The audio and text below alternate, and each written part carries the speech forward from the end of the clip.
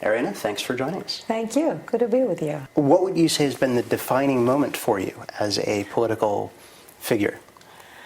For me, there's a kind of aha moment when Trent Lott had to resign as majority leader because of the persistence of certain bloggers, starting with Josh Marshall, and stayed with it, and developed the story and added new facts until the mainstream media had to pick it up again, leading to Trent Lott's resignation. That was pretty much a defining moment in terms of my understanding of a new power in the hands of average, ordinary Americans, and the power of staying with the story, of basically being OCD as opposed to ADD, demonstrating obsessive compulsive disorder, which I love, and staying with the story. In your world, how do you combine spirituality with politics? That's a great question. Well, first of all, my spirituality is very important to me. It's the way I bring balance to my life. I profoundly believe in God. I meditate. I try to bring up my children with that belief that that we are not just material beings, that death is not the end, and these are some of the values that I bring to our living page. Conservatives complain that the media has a bias to the left. Do you believe this is true? The problem with the media is not that they are veering to the left or veering to the right, but that they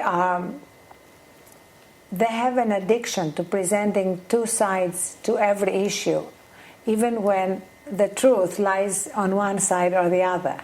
And that's why I describe them as the Pontius Pilate media. And just to give you a couple of examples, global warming. We've wasted years debating global warming, with the media presenting, let's say, Al Gore or the equivalent, discussing the dangers of global warming, and on the other hand, Senator James Inhofe or Michael Crichton telling us that global warming is a fraud.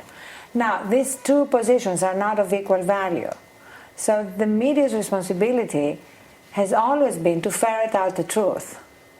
And the truth is often on one side or the other, and is not often to be found by splitting the difference.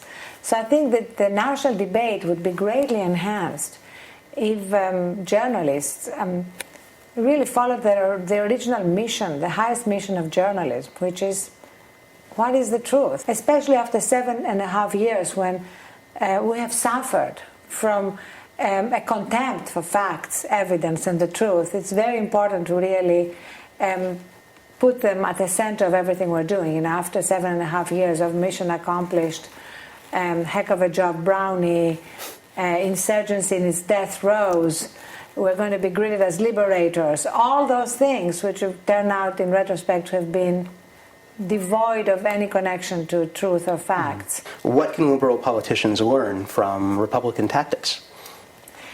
The most important thing liberal politicians can learn is to go after your opponent's strength. That was Karl Rove's great gift to the Republican Party. And if we translate that into practically what Barack Obama's campaign would do, it would mean recognizing that John McCain's strength is the perception that he would be better for our national security. And Barack Obama needs to go after that. Rob Golden in Old Greenwich, Connecticut wants to know, who would you rather date, Bill Maher or Al Franken? You see, this either-or thing is so old media. Why not date Bill Maher and Al Franken?